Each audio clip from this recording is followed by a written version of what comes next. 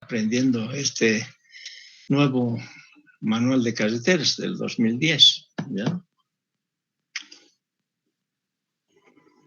Eso que estamos aprendiendo se hace para todo tipo de vialidad, por si acaso. No es que ahorita, por ejemplo, en nuestro libro nos dan 13 ejemplos de cálculo de capacidad y niveles de servicio para 3 tipos de vialidad. Existen más, ¿no? He dicho que hay 14. O sea, hay para peatones, hay para ciclovías, hay para entrecruzamientos, hay para rotondas, bueno, ciclovías, he dicho, para rampas, para vías con semaforización, y así. O sea, son 14 tipos de vialidad. ¿Listo?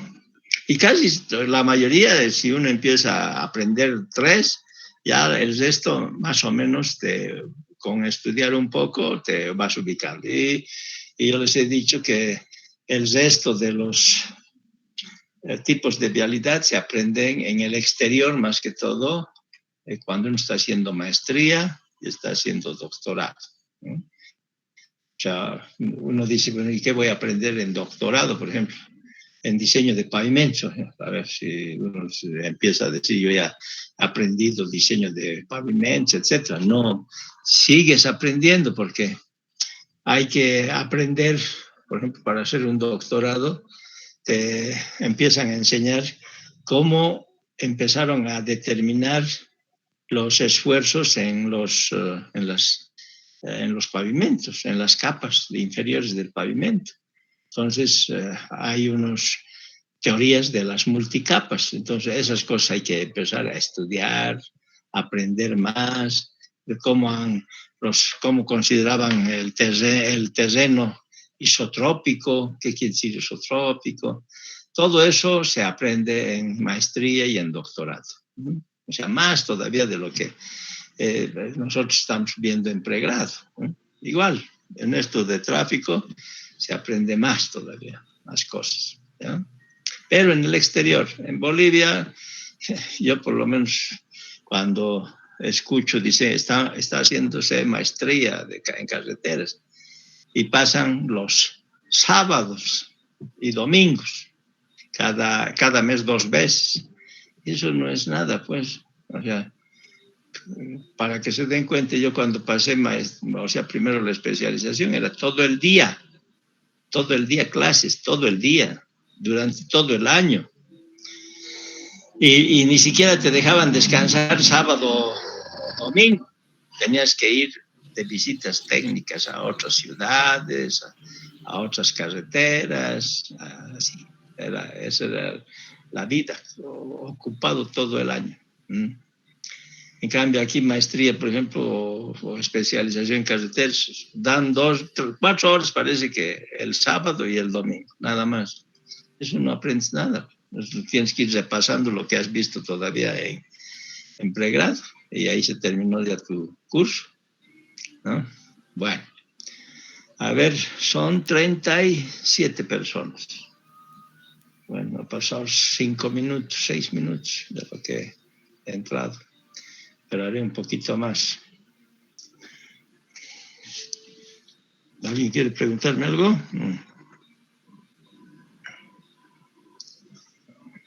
¿Han estado leyendo o no han estado leyendo? A ver cómo es la cosa.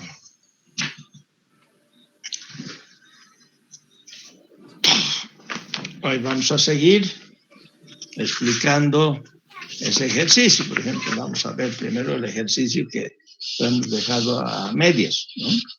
Entonces, si ustedes revisan con la edición antigua, la octava, es casi parecido, ¿no? No sé si se han dado cuenta. Bueno, ahorita estoy buscando mi libro para ir viendo el ejemplo ese, ¿ya?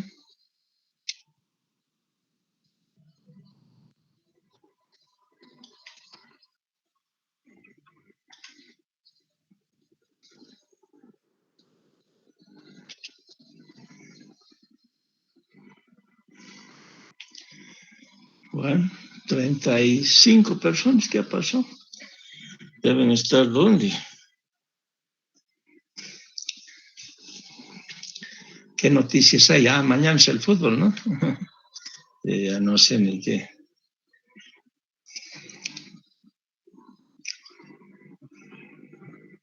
Ustedes deben estar al tanto de noticias. Y qué una pregunta. Dime, Ariel. ¿Cómo hacen cuando están diseñando una carretera y generalmente la pendiente es plana? ¿Cómo hacen para sacar las curvas de nivel? Las curvas de nivel. Porque Ya, se supone sí, que tiene que ir de acuerdo al diseño, ¿no? claro. O sea, vea, Sí. hay varios procedimientos para calcular, o sea, el levantamiento topográfico. O sea, el levantamiento topográfico se puede hacer por el método tradicional, se puede hacer por el SIG, se puede hacer por la fotogrametría, se puede hacer por diferentes procedimientos. Hasta se puede hacer, a ver cuál es el último que yo iba a estar ahí.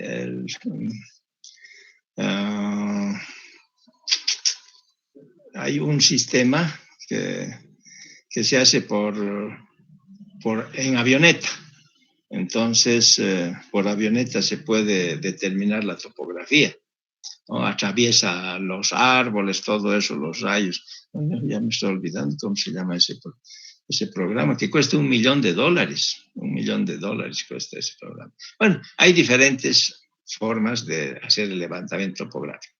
Ahora, exclusivamente viendo queriendo explicarte lo que me indicas, tienes un terreno plano, forzosamente, si es completamente plano, no vas a hacer curvas de nivel cada 5 metros o cada metro. A veces tienes que hacer cada 20 centímetros. O sea, para poder visualizar las curvas de nivel, porque si tú pones cada metro y cada kilómetro va a haber una curva de nivel, de nada sirve, ¿no? Entonces tenemos que disminuir las curvas de nivel en esos casos, 20 centímetros. O sea, cada 20 centímetros podemos tener curvas de nivel, ¿ya? Esas curvas de nivel generalmente hay que corregir, hay que compensar, ¿no ve? Ustedes han visto en topografía nivelación. Entonces, en nivelación hay varios procedimientos. Hay una nivelación, si estoy ya haciendo el método tradicional, nivelación geométrica. Hay una nivelación, por ejemplo, que ya no usamos en las carreteras, que es trigonométrica. Eso se llama muy puntual, o sea, a través de determinar ángulos verticales. Encontramos las distancias, ¿no? Distancia horizontal, distancia vertical, o sea, con ángulos verticales. Esa es nivelación trigonométrica. La que normalmente se usa en ingeniería es la nivelación geométrica. Y tienen unas tolerancias, ¿no? Ustedes saben qué es tolerancia. Tolerancia es el error máximo que se permite dependiendo qué equipo estás usando y qué tipo de terreno estás haciendo, porque influye mucho. O si estás en un terreno montañoso, la tolerancia es más amplia, ¿no? O sea, es más, un poquito más, con mayor valor, ¿no? Tolerancia es igual que decir error máximo, hasta dónde se permite. En nivelación, la tolerancia pues tiene que ser por máximo unos 5 centímetros, dependiendo qué tipo de aparatos estás usando y en qué configuración de terreno. Pero normalmente es 3 centímetros, 2 centímetros el error máximo que se permite, ¿ya? Si vas a hacer con estación total, entonces hay diferencias, ¿no? Ahora, normalmente cuando hacemos método tradicional, primero nivelamos la poligonal. Ahí nivelamos la poligonal. Y después podemos hacer la toma de topografía para nivelar y para sacar las curvas de nivel. El procedimiento que se usa es la toma de topografía, o sea, ir haciendo con la estación total, prisma, e ir marcando puntos alrededor del camino para poder tener la topografía en base a curvas, ¿no? Pero sobre el eje del camino necesitamos una nivelación lo más real posible, porque y te aceptan en base a la tolerancia. O sea, todo está definido, porque no puedes tener un error. Normalmente en topografía hay errores, ¿no? No sé si saben eso, hay errores. Esos errores tienen que ser los mínimos y hay que compensar esos errores. Ahora hay errores que no se pueden compensar, por eso se estudia teoría de errores, por ejemplo, cuando quiero saber cuál es el valor más probable. ¿No ve? No sé si eso han visto. Pero en todo caso, yendo a lo que me pregunta Ariel, las curvas de nivel tenemos que hacer, si es que es como un billar, digamos, o una sala o es completamente horizontal, un terreno, entonces tenemos que buscar encontrar curvas de nivel cada 10, cada 20 centímetros, si es el caso, porque si es completamente horizontal, no voy a poner una curva de nivel cada metro.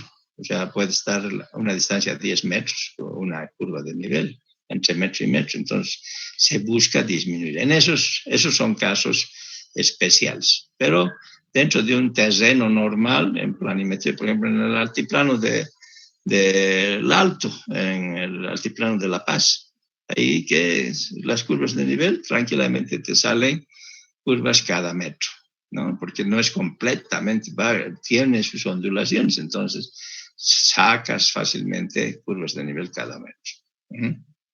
Ahora, cuando vas a hacer un proyecto y vas a hacer a nivel de prediseño, no necesitas hacer cada metro, puedes hacer cada 5 metros las curvas de nivel, porque la información que vas a obtener es más aproximada, no necesitas de gran precisión. Cuando es con gran precisión o gran exactitud, debemos tratar de que las curvas de nivel sean cada metro, ¿no? O sea, es lo que hacemos, cada metro para un diseño final. Y si tú me dices, si tenemos completamente plano, entonces tenemos que bajar todavía, tenemos que disminuir esas curvas de nivel a cada 20 centímetros, ¿no? Si es que se presentan esas condiciones. Pero si no, normalmente para diseño final hacemos cada metro.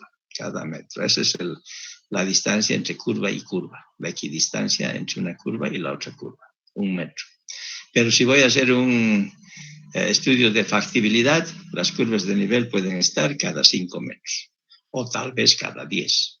Pero ya ahí tienes más error, pero no necesitas a ese nivel, cuando estás haciendo un prediseño, que esté el valor exacto. O sea, tú asumes estas informaciones son aproximadas. Los costos también son aproximados, no necesitas hacer un análisis unitario de costos. Puedes estimar en base a otros proyectos y decir, para este tipo de terreno, el kilómetro se ha cobrado tanto, por lo tanto, tantos kilómetros cuesta este monto. Y ya es a nivel de factibilidad, un precio, una estimación del costo, estimación, no estás haciendo. Pero a diseño final sí necesitas tener mayor información de volúmenes, de corte, de relleno, de transporte excedente, de acarreo libre, de todo eso es más a detalle tienes que tener, ¿ya? No sé si te he entendido la pregunta o tal vez quieres complementarme, Ariel. Sí, está bien, ingeniero. Sobre todo listo, para el gracias. alcantarillado sanitario, he visto que... A ver, ¿qué has visto en alcantarillado sanitario? Que la topografía es súper importante, digamos, no puede fallar. Claro, es muy importante. Es muy importante la topografía. Mira, yo, así como me estás diciendo ahorita, yo te puedo decir que con los años yo he aprendido que si quiero dormir tranquilo al hacer un proyecto de diseño, tengo que tener buena topografía. Y yo hago así, o sea, tengo gente que incluso yo les pago $500 el kilómetro. Y eso que tengo equipos así de estación total tengo en mi oficina, tengo nivel, pero yo pago $500 para que me hagan con GPS estacionario. Entonces me ponen los mojones con bulones y con mis iniciales de la consultora y están bien ubicados. y pueden ir a chequear cualquier topógrafo y yo duermo tranquilo. Pero si yo contratara a una topografía con equipos, digamos, con un teodolito mecánico, o un tránsito, que ustedes parece que usan tránsito, o un teodolito mecánico, no electrónico, entonces vas a tener más error, y entonces puedes que cuando estén queriendo construir, te llamen y te digan, ¿qué has hecho? Pero este proyecto está mal hecho. Entonces, la topografía es muy importante para poder hacer y que como ingeniero no tengas problema, ¿no? Entonces, eso lo que tú dices es cierto. La topografía, y eso que nosotros no llevamos muy bien la topografía, incluso si tú sabes, el ingeniero civil no firma los planos topográficos. ¿Sabes quiénes firman los planos topográficos? Los arquitectos. Ellos tienen, de acuerdo a la ley del ejercicio profesional que hay en Bolivia, el arquitecto firma los planos topográficos. Y es el que menos sabe de topografía todavía. Pero así es, porque hay una ley. Hace años, cuando era un senador Landívar, si mal no recuerdo, era arquitecto, hace años, y él ha creado esa ley del ejercicio profesional y ahí ha puesto a los arquitectos para que puedan firmar los planos topográficos, ¿no? Entonces, como tú dices, Ariel, la topografía es la base. O sea, si tú como diseñista, como ingeniero, te pasan una topografía que no guarda relación con la realidad del terreno, está mal tu proyecto, está mal, una pena. Entonces, hay que tener mucho cuidado con la topografía. Por eso es que te digo, yo prefiero pagar $500 el kilómetro a hacer con GPS. Yo no tengo GPS estacionario. Entonces, contrato eso, además hay que comprar del Instituto Geográfico de Información, hay que tratar de hacer lo mejor posible, ¿no? Es así, eso es cierto, ¿ya? Listo.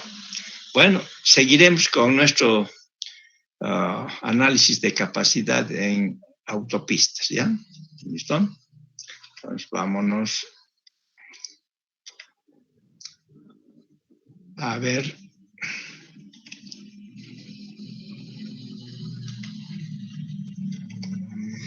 Este era el ejercicio que estábamos haciendo ayer, ¿no? Anoche. Era ¿qué dice? Una autopista, un segmento extenso.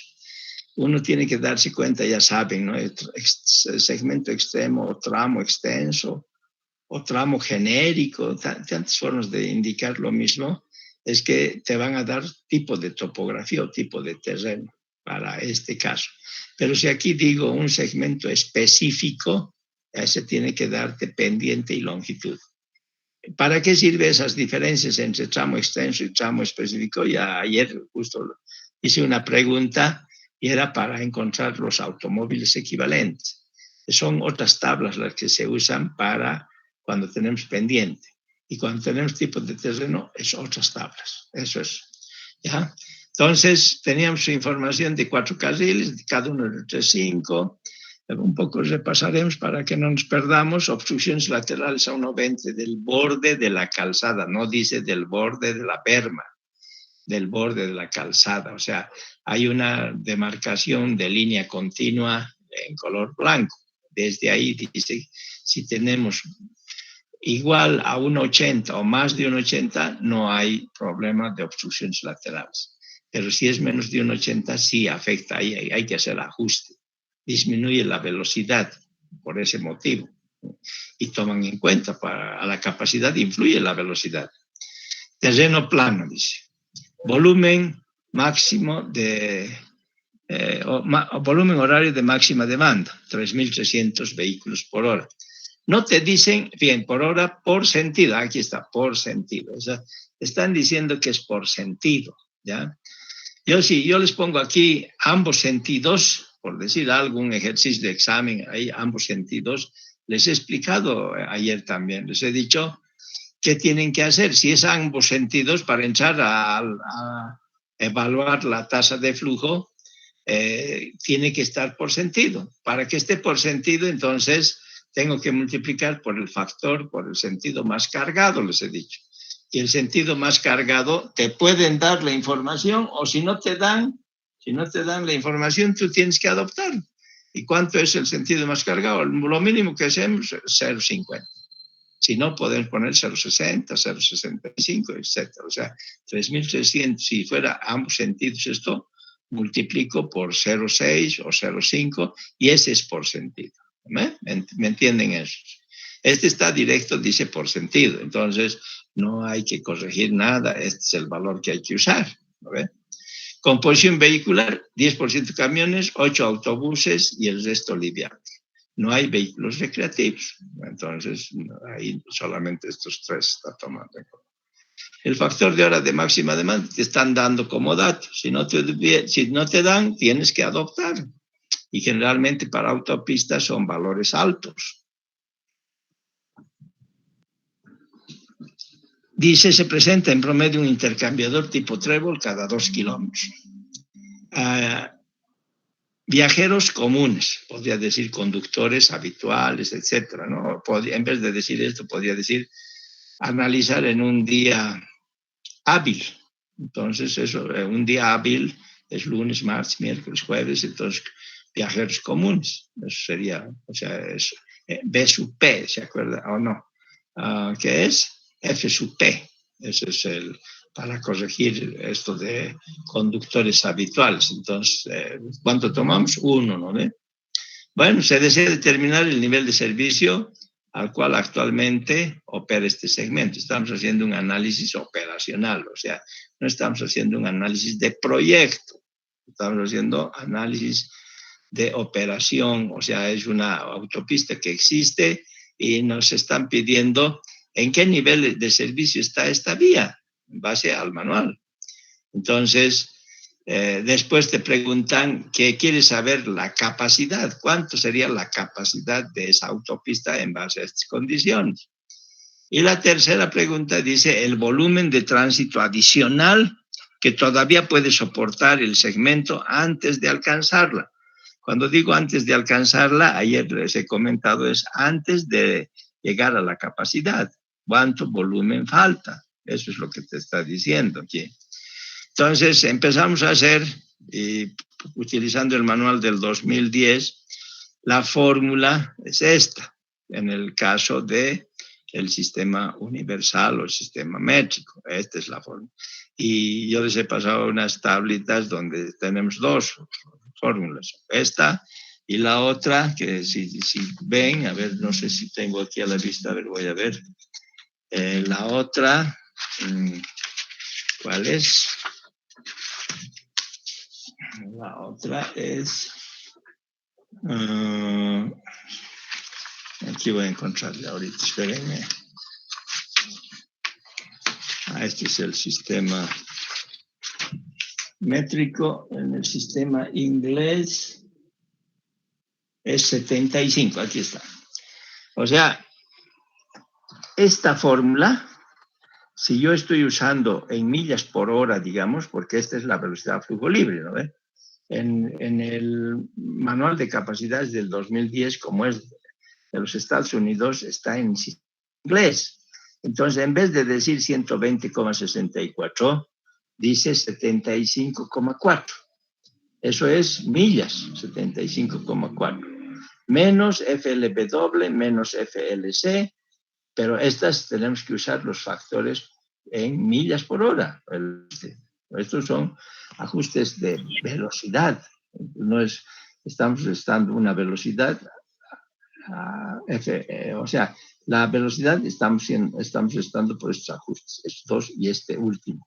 Y este último, por ejemplo, si vemos la fórmula original del manual, vuelvo a repetir, 75,4 menos FLW menos FLC menos 3,22 por TRD elevado a la 0,84.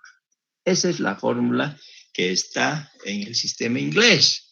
Pero nuestro libro lo ha cambiado a la fórmula, al sistema universal o métrico.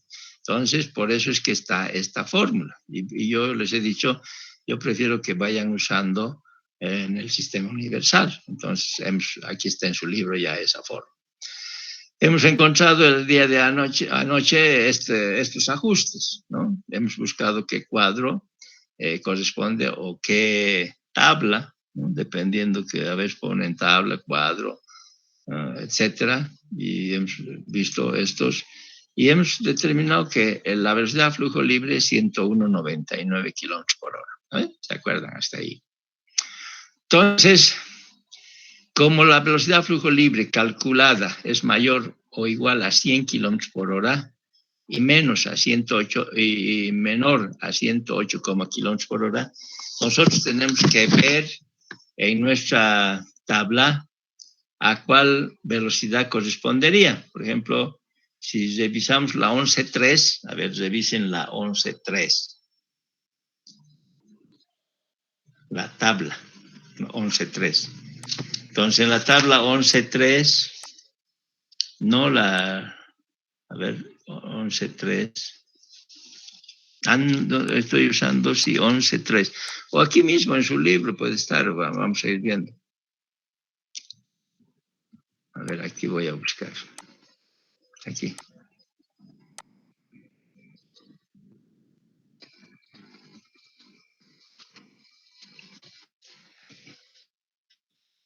$12.3 también. Ahí nosotros tenemos 12.3.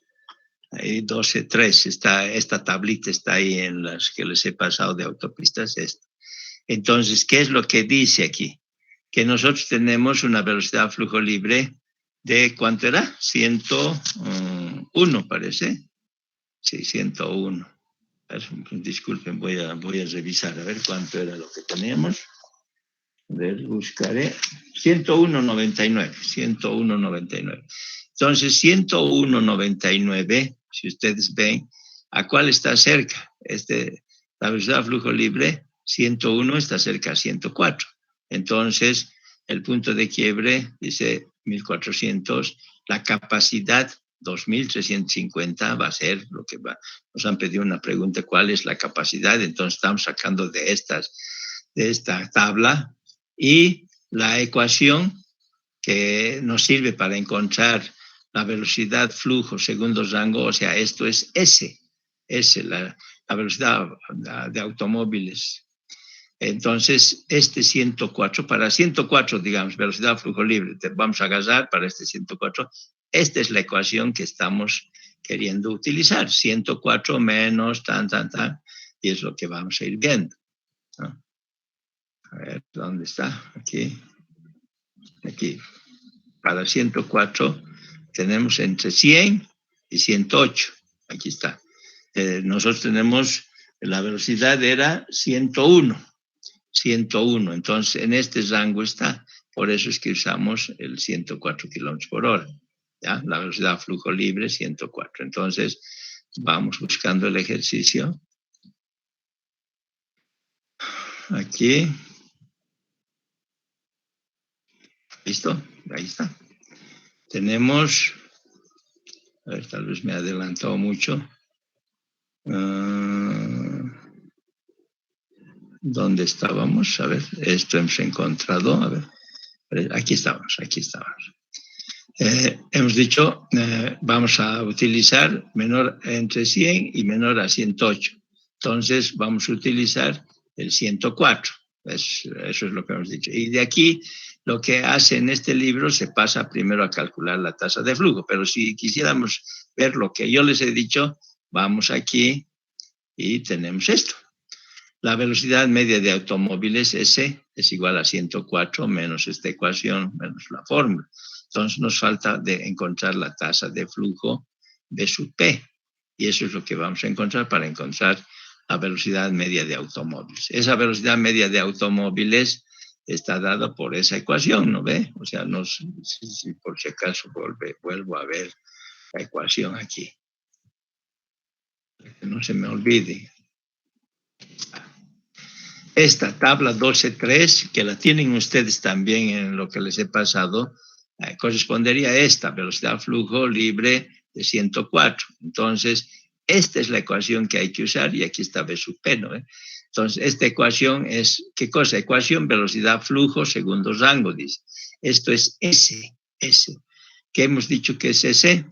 La velocidad media de automóviles, el S. ¿Y el S dónde está? Por ejemplo, aquí, esta velocidad media de automóviles. Este es el S. Entonces, a través de esa ecuación directamente estamos queriendo encontrar, ¿no? Es lo que hace en este método del 2010. Bueno, hasta aquí, esto, a ver cómo es el ejercicio, no, estamos avanzando. Aquí viene el ejercicio. Entonces hemos dicho, vamos a usar la velocidad de flujo libre del 104, ahí está, pero ahí se queda. Y de ahí dice, bueno, vamos ahora a calcular la tasa de flujo, porque nos falta para usar la fórmula de S, ¿no? La velocidad media de automóviles. Entonces, para usar esa fórmula necesito encontrar la tasa de flujo de demanda equivalente. Esta es la fórmula. Esta es la que usamos también en el manual del 2000. Este B, en este caso que es un análisis operacional, es vehículos mixtos, volumen horario de máxima demanda, ¿no ve? Vehículos mixtos por hora, sentido. O sea, tiene que estar por sentido. Dividido entre el factor de hora de máxima demanda que nos han dado como dato, 0,95. No necesariamente tienen que usar estas iniciales. En el Garber está FPH, o sea, factor pico horario, así se denomina también, factor pico horario. O también se puede decir factor de hora punta, ¿no? Bueno, en este caso estamos usando factor de hora de máxima demanda. Por N. N hemos dicho que es el número de carriles por sentido, no se olviden, por sentido. Este es el ajuste debido a la presencia de vehículos pesados, FHB, y multiplicado por FP, o sea, por el ajuste por conductores o por pasajeros, FP. Entonces, los datos, aquí está. Viajeros comunes, 1. Número de carriles por sentido, 2. Reemplazamos a los valores que nos han dado. Nos falta FHB. El factor por presencia de vehículos pesados nos falta. En este caso, esta es la fórmula. Porcentaje de camiones, porcentaje de buses, más porcentaje de vehículos recreativos. Eso no tomamos en cuenta. Entonces, hay solamente camiones. El porcentaje de camiones nos han dado 10%. El porcentaje de buses nos han dicho que es el 8%. Y de estos dos, como el terreno es plano, vamos al cuadro o la tabla 1110 y ahí tenemos terreno plano y nos dice automóviles equivalentes a un camión, 1,5. Automóviles equivalentes a un bus, 1,5. Entonces, reemplazamos en vez de E, ponemos 1,5 y nos sale el factor debido a la presencia de vehículos pesados de 0,917. En este caso, está bien tomar 3 decimales, el factor debido a la presencia de vehículos pesados, 3 decimales, no más. Entonces, trasladamos a la fórmula para encontrar la tasa de flujo y nos da 1893. Esta tasa de flujo transforma de vehículos mixtos a vehículos livianos. ¿Cuándo se transforma? El hecho de dividir por FHMD, por N y por FHB y por FP es que se vuelve a vehículos livianos, ¿ya? Y es por hora, por carril, porque hemos dividido esto por sentido y esto por número de carriles, entonces resulta por carril. 1894. En razón a que esta tasa de flujo es menor que la capacidad, fíjense, la capacidad acabamos de ver en esa tablita que les he dicho que para esa velocidad de flujo sería 2.350, 2.350 vehículos livianos por hora carril. Que quiere decir, en otras palabras, que el B sub P, la tasa de flujo, es menor a la capacidad. La capacidad es 2.350. ¿De dónde se saca 2.350? Tal vez ya se han olvidado. Vamos a ir a buscar, fíjense. Aquí tenemos Velocidad flujo libre que hemos dicho, vamos a adoptar el de 104, ¿no ve? Que está mayor a 100, hemos dicho, y menor a 108, algo así, 104. Entonces aquí dice, capacidad ideal, automóviles por hora carril, 2.650. Y ahora vamos a ver esta. S es igual a 104. ¿Y qué es S? Aquí pueden ponerle S si quieren. Automóviles equivalentes a, ¿qué hemos dicho? Automóviles directos equivalentes. No es automóviles, velocidad media de automóviles, disculpe, S, velocidad media de automóviles, el S. Entonces el S es esto, es velocidad media de automóviles. S es igual a 102 si estamos en el caso de aquí arriba. Pero como estamos con velocidad flujo libre de 104, porque está en el rango de mayor a 100, entonces usamos esta fórmula. Esta es la que vamos a usar. Y aquí está la capacidad. Te está dando ya la capacidad, 2.350. Está simplificando ya, ¿no? Porque si no, tendríamos que entrar aquí, tal como hacíamos antes, y encontrar aquí 2.350. Más o menos eso. No, aquí dice velocidad flujo libre para 104. Te vienes, terminas aquí y el punto es 2.350. El máximo que tienes aquí para velocidad flujo libre de 120, aquí es 2.400. Esa es la capacidad máxima en autopistas. Y aquí está la densidad, ¿no? La densidad. Bueno, entonces vamos de nuevo a nuestro ejercicio. Aquí. Hemos dicho 1.894 de la tasa de flujo. Y de ahí hemos visto que la tasa de flujo es menor a la capacidad, porque hemos encontrado que la capacidad de condiciones ideales es 2.350. O sea, 1.894 es menor a 2.350. Para un segmento de autopista con velocidad flujo libre de 104. ¿No? El nivel de servicio no es F, o sea, no corresponde a F. Por tanto, el análisis debe continuarse, o sea, no está congestionado, o sea, es menos que la capacidad, entonces por eso es que no está en F. De la tabla 12.3, de la que hemos estado viendo, con una tasa de flujo de B sub P de 1.894 vehículos livianos hora carril, mayor a la del punto de quiebre de 1.400 vehículos livianos por hora carril, porque el punto de quiebre en esa tabla dice 1.400. La ecuación velocidad-flujo para determinar la velocidad media de automóviles, S, aquí está S, es igual a 104. Esta es la ecuación que estamos copiando. Y aquí está la tasa de flujo. Entonces, la tasa de flujo hemos sacado 1.894. Ponemos aquí 1.894. Y el punto de quiebre, ahí mismo te está diciendo, la fórmula está ahí, dice por 1.400. Entonces, sacas y la velocidad media de automóviles, que es S, es 98,5 kilómetros por hora. Como ya tenemos la velocidad media de automóviles, entonces quiero saber cuánto es la densidad. La densidad.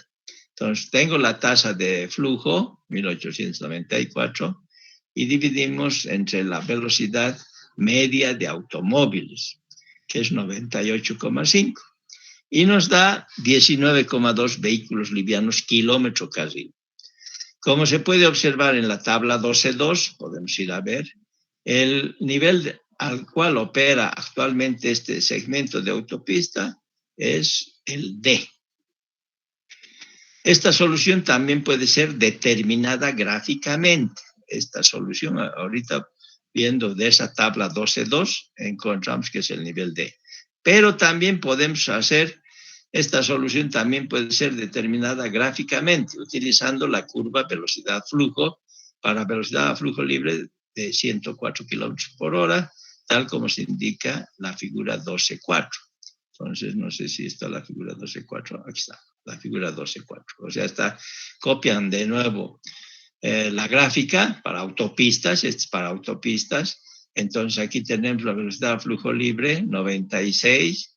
Y este era 1.894, la tasa de flujo. Corto, ¿y qué está?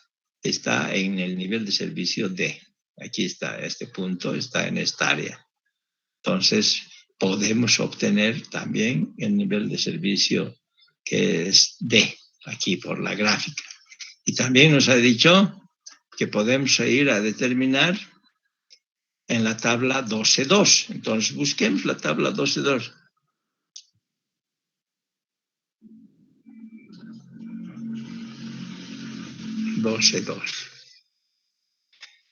Listo.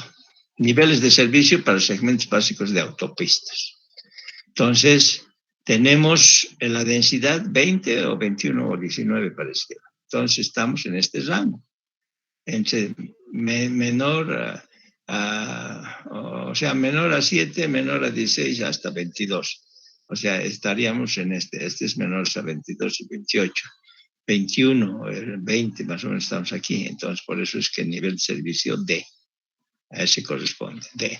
O si no, entramos a la gráfica, tal como hemos visto ahorita.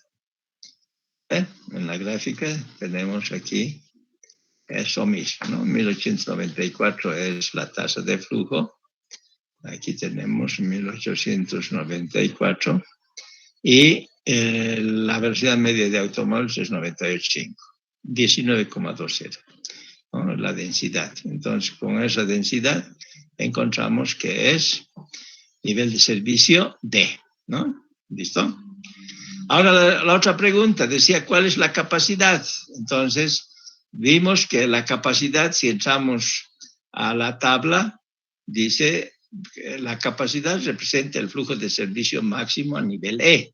O sea, nosotros decimos capacidad o nivel de servicio E, para el cual la relación B sobre C, volumen a capacidad, es la forma antigua que se usaba este término.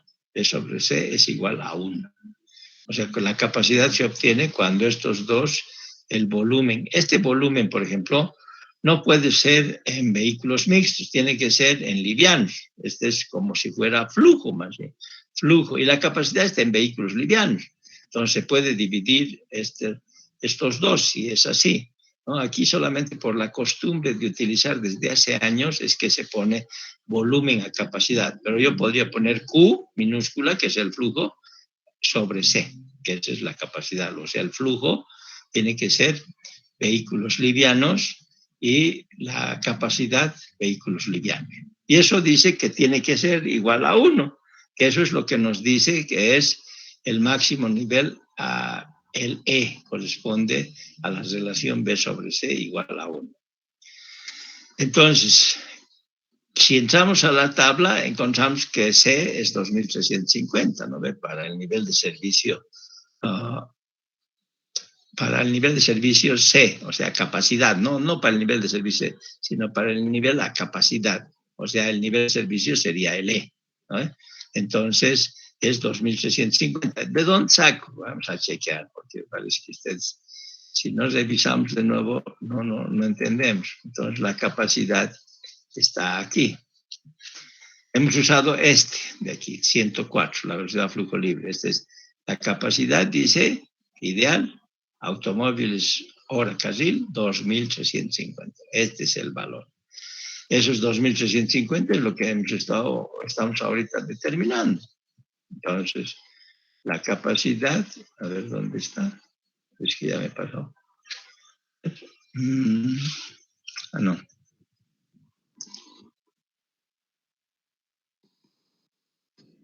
Aquí.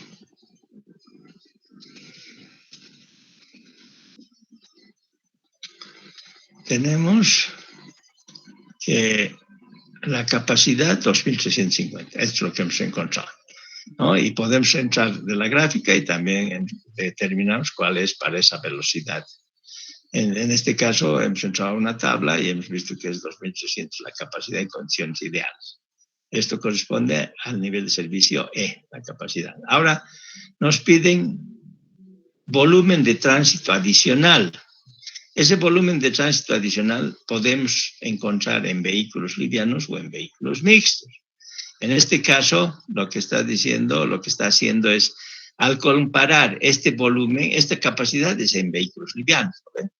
Al comparar este valor con el flujo actual, se deduce que para llegar a coparse la capacidad se necesita tener un flujo adicional. Entonces aquí B adicional, un flujo adicional. B dentilarial es el término de flujo en el manual de capacidades. Es C, que es la capacidad, menos la tasa de flujo. Entonces 2.650 es la capacidad. Y la tasa de flujo que hemos encontrado era 1.894. Ahí está, B sub P. Hacemos la resta y tenemos que nos falta un volumen adicional para llegar a la capacidad de 456 vehículos livianos hora carril. Eso es la estimación. Se estima que son alrededor de 456 vehículos livianos. Pero yo no quiero tener en vehículos livianos, quiero tener en vehículos mixtos. Entonces, de la fórmula que tenemos, el volumen adicional, o sea, ¿cuál fórmula? A ver, esta fórmula que aquí está ya directamente, pero de la, aquí dice, aplicando, aquí vamos a buscar, ¿dónde está esto? Esta es la fórmula. Entonces, aquí tenemos la tasa de flujo adicional. Y yo quiero saber en vehículos mixtos, o sea, este volumen es mixtos, ¿no ve? Entonces, todo esto tiene que pasar al otro término a multiplicar. Eso es lo que está haciendo directamente en el libro. O sea, aquí. Fíjense. El volumen adicional multiplicado por FHMD, por N, por FHB y FP. Ese es el volumen adicional, o sea, pero ya en vehículos mixtos, el volumen adicional. Este volumen adicional está en livianos. Ahora multiplico ese volumen 456, que es en livianos, por el factor 0,95, por 2 carriles, por FHB 0,917 que hemos sacado anteriormente, y por FP, que es conductores habituales o pasajeros comunes, nos sale 794. ¿Pero esto qué es? Vehículos mixtos por hora sentido. Ya lo estamos volviendo por sentido, porque hemos hecho así originalmente, ¿no ve? O sea, si se acuerdan, aquí este B es por sentido, aquí está, sentido. Entonces, estoy queriendo sacar vehículos mixtos. Para sacar estos vehículos mixtos, esta es la tasa que teníamos, todo esto pasa a multiplicar, y eso es lo que se ha hecho, ¿no ve? Entonces, de esa forma, hemos encontrado el volumen adicional en mixtos. Serían en livianos 456. El volumen, o sea, la tasa de flujo adicional o volumen adicional, también puedo decir. O sea, más que todo, este sería como un flujo adicional, ¿no? Un flujo, porque está en vehículos livianos. Y al final tenemos un volumen adicional en mixtos, vehículos mixtos. Entonces, 794 faltarían por hora, por sentido, para que llegue a la capacidad, o sea, al nivel de servicio E. ¿Ya? Eso está bien, ¿no ven? Ahora aquí hay otro ejercicio, que espero que si no lo repasan o lo hacemos, pero a ver, se trata de un tramo específico ya también, un tramo específico. Si es un tramo específico, tiene que haber longitud y la pendiente de ese tramo. O sea, ya no dice tipo de terreno. Son 900 metros de longitud y la pendiente de 5,5. Es una autopista rural también de 4 carriles, del cual se conoce además lo siguiente. Volumen horario actual de máxima demanda. O sea, estoy analizando también una situación de operación. O sea, es una demanda actual, o sea, esto es de operación. ¿No? Es una vía que existe, que es una autopista que existe. Entonces, quiero chequear en qué nivel de servicio opera este tramo en estudio y el número de carriles que se deben adicionar en el sentido de ascenso para elevar el nivel de servicio hasta el CEDIS. Entonces, tenemos el volumen horario actual de máxima demanda, 2.200 vehículos mixtos hora, sentido, te lo está dando siempre en forma sencilla, sentido, porque yo podría poner ambos sentidos, entonces tienes que hacer corrección para que se vuelva por sentido. De conductores habituales, compuesto de 5% de camiones y 10% de autobuses con un factor de hora de máxima demanda de 0,80. Ancho de carriles de 3,30. con obstáculos laterales a unos 20 metros del borde de la calzada. No hay presencia de intercambiadores en el tramo y el estado del pavimento se encuentra en perfectas condiciones. Se desea determinar el nivel de servicio, o sea que en base a esta información el nivel de servicio al cual opera el tramo en estudio, o sea, análisis de operación. Y el número de carriles que se deben adicionar en el sentido de ascenso para elevar el nivel de servicio hasta el C. Entonces, igualito como hemos hecho, ¿no? Estamos queriendo buscar la velocidad a flujo libre. Entonces, tenemos nuestra fórmula. Para esta fórmula reemplazamos y buscamos FLW, o sea, en el cuadro 11.8. Si quieren, entramos FLW. A ver, busquemos en el cuadro 11.8 para determinar este ajuste, ¿no? Entonces, a ver, 11.8.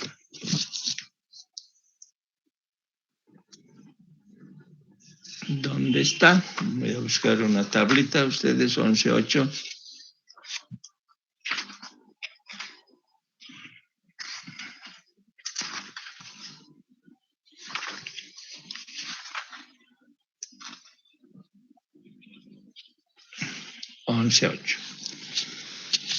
Dice ajuste a la velocidad a flujo libre, estoy leyendo la tabla 11.8, por ancho de carril promedio.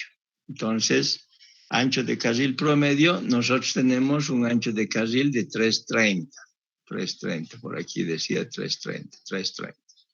Entonces, aquí en la tabla 11.8 dice 335, o sea, 335 hasta 366, 304. Y de 305 a 335, 1056. Ahí está. En la tabla 11.8 dice 1056, ¿no? Entonces, ¿por qué?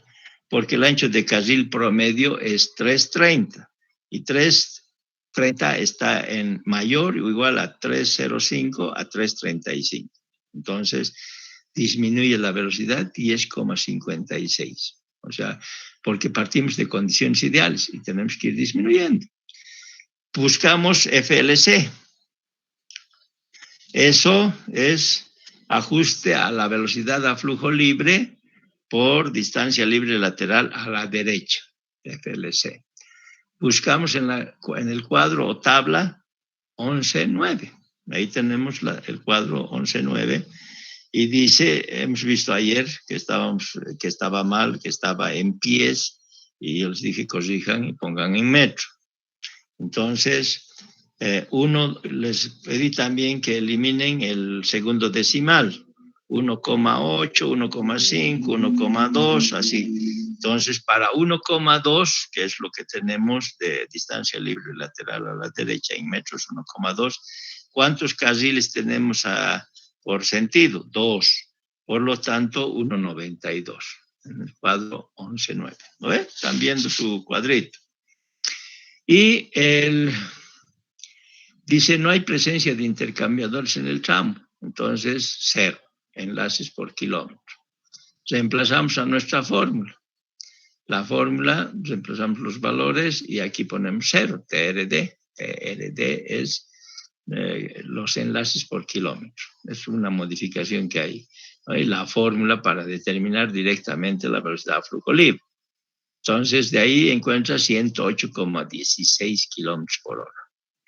Como la velocidad a flujo libre calculada es mayor o igual a 108 y menor, mejor dicho, a 116, se debe utilizar para este análisis la curva velocidad-flujo para 112. O sea, si revisamos, entramos al cuadro, vamos a buscar entre 108 y 116 el 112. Entonces, la velocidad flujo libre que se adopta para el análisis, dice, se debe utilizar para este análisis la curva velocidad-flujo para velocidad flujo libre de 112 kilómetros por hora. Listo, ya hemos encontrado FFs. Ahora nos vamos a buscar la tasa de flujo, ¿no? Igualito como está haciendo.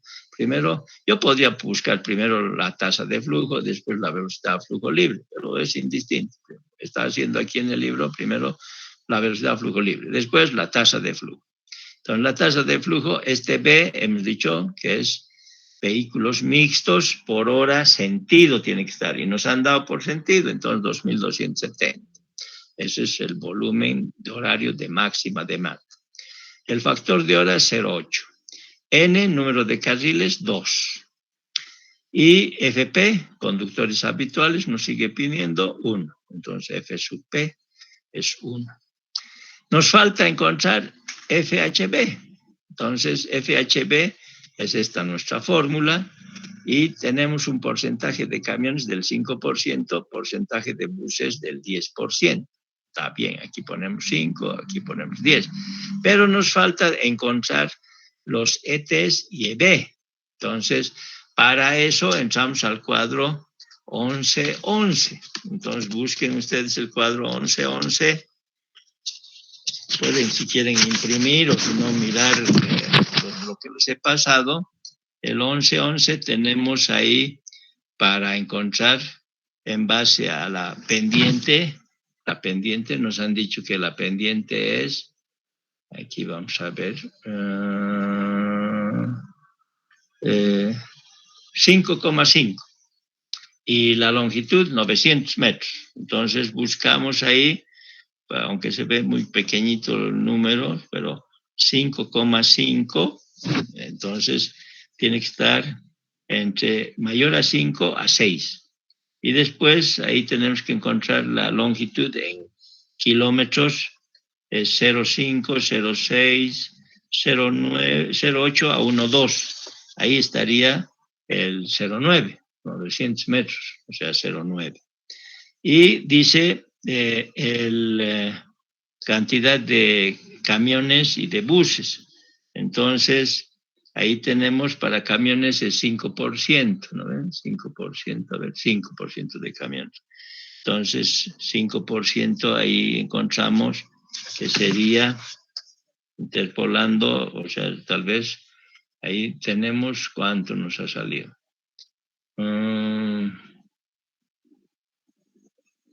Dice ET y EB del 11-11, 3. O sea, habría que ver, yo veo muy poquito esto, muy chiquito está. Dice que es 3 para la longitud de 900 metros. ¿Ya? A ver.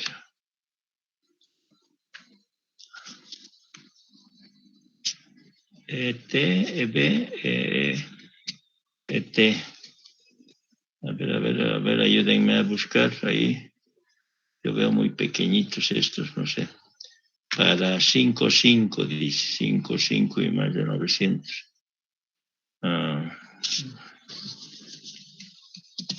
Está en inglés. Revisar un poco más. Autopistas.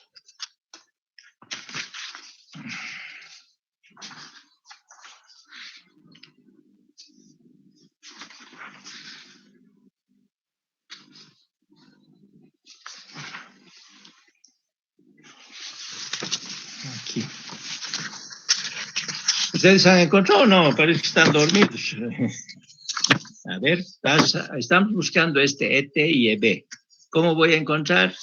Voy a encontrar en base a la longitud, que es 900 metros, tendría que ser 0,9, porque está en kilómetros, y la pendiente, dice, es más 5,5. Es la pendiente que nos han dado. Entonces, porcentaje de camiones y buses, dice. O sea, ¿cuánto es eso? Tenemos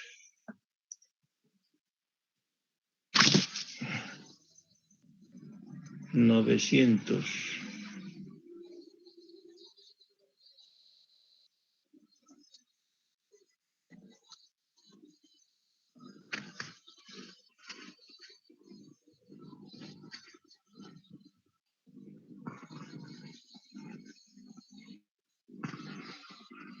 Sumando.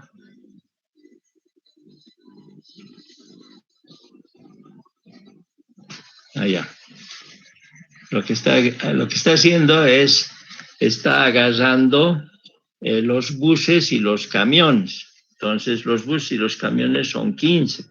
10 más 5, 15.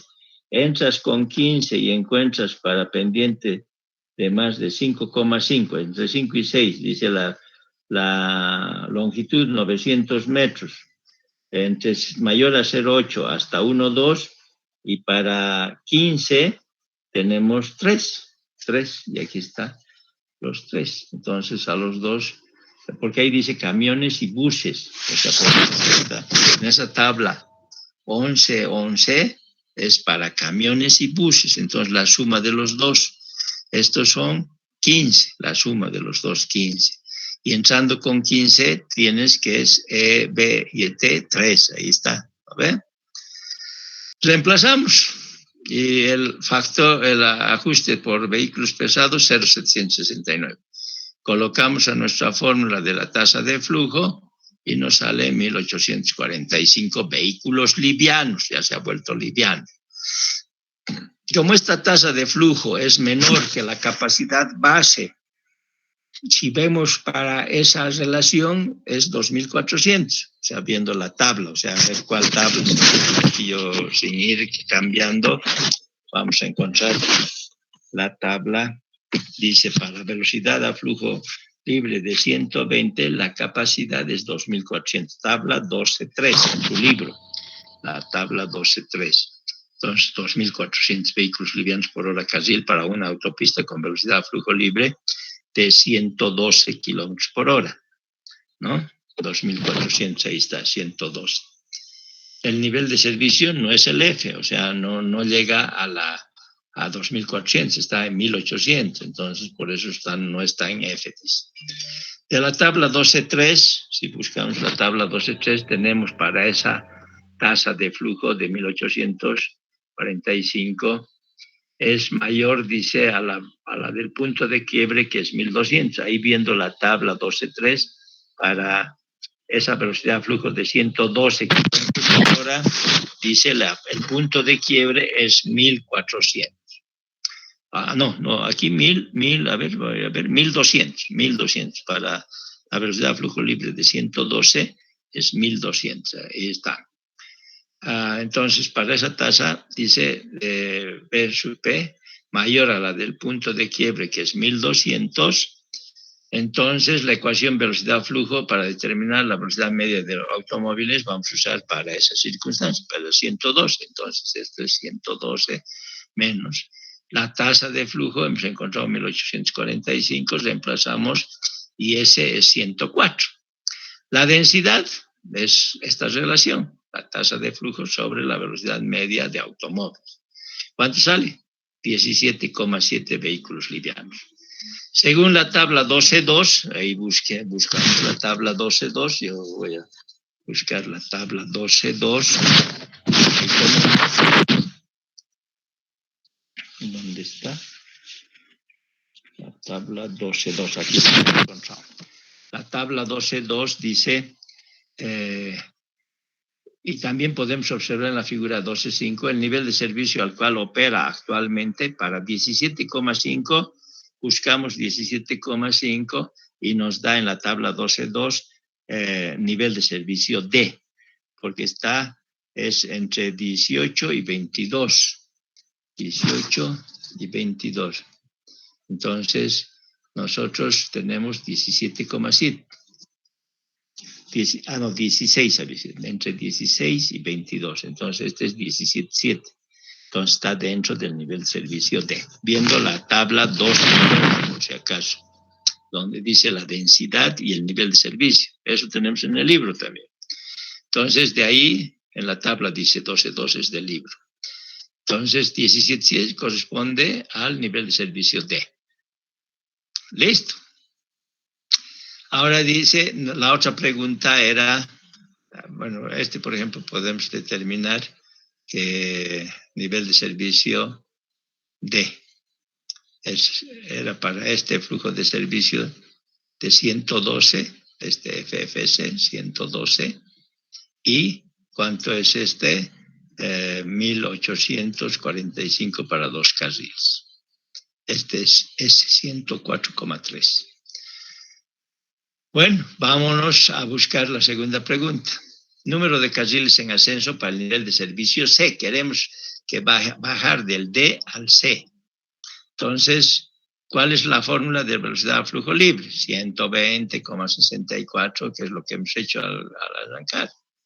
120,64, la misma fórmula esta. Entonces, aquí estamos usando 120, etc. Donde el único factor que cambia es el ajuste por obstrucciones laterales, dice. O sea, el que cambia es FLS. ¿Por qué cambia? Porque en la tabla o en el cuadro 11.9, busquemos el cuadro 11.9,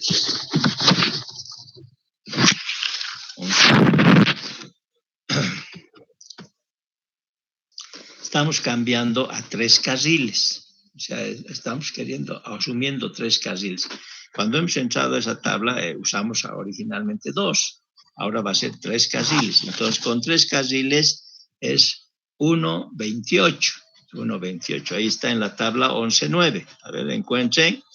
Ahí tenemos para 1,2 distancia libre lateral a la derecha, pero ahora ya no son 2 carriles, son 3. Entonces, con 3 carriles uso 1,28 kilómetros por hora. Ese es el cambio. Por lo tanto, reemplazando, esto nos da 108. La velocidad a flujo libre, 108. Y con esa velocidad a flujo libre 108, después calculo la tasa de flujo. De nada, 2.270, tenemos todo lo mismo, menos N. N hemos aumentado un carril más, 3. Entonces, la tasa de flujo es 1.230.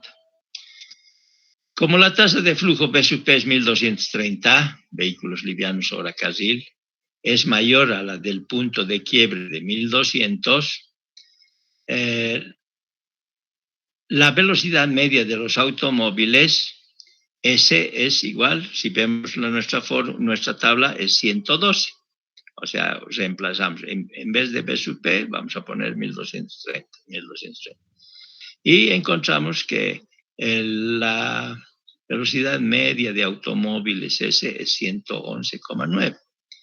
Con eso encuentro la densidad. B sub P es 1.230, la tasa de flujo máxima, dividido entre la velocidad media de automóviles 111, nos da 10,9.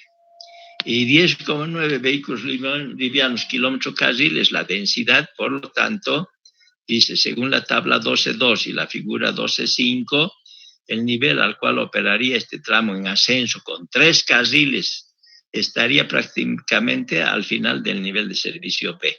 O sea, ¿qué hacemos con eso? ¿Cómo encontramos eso? Hemos visto que tenemos una tablita donde nos está diciendo a qué nivel de servicio corresponde. Entonces, a ver dónde está la tablita esa. Tabla 12.12. Ahí está la tabla 12.12. Entonces, dice que la densidad está entre el 7 y 11. Entonces, esto, si está entre el 7 y el 11, es nivel de servicio B. Ahí, tabla 12.12. Entonces, por eso es que dice, con 3 carriles estaría prácticamente al final del nivel de servicio B e inicio del nivel de servicio C. Entonces, se concluye que más que garantizado el nivel de servicio C con la adición de un carril de ascenso. Listo, ahí se termina este ejercicio. No sé qué dudas tienen, porque yo les he estado pidiendo que me ayuden, nadie. Todos han esperado que resuelva. ¿Ah? ¿Listo? ¿Cómo es? ¿Han entendido o no han entendido? Yo creo que sí. No está tan difícil. Sí. Ya, gracias, José Martín. Bueno, para no dejarlo a medias, ahí vamos a quedar. Y el sábado vamos a continuar con autopista, pero análisis de proyecto ya también. ¿Y en qué consiste el análisis de proyecto? En determinar la cantidad de carriles necesarios para determinado nivel de servicio.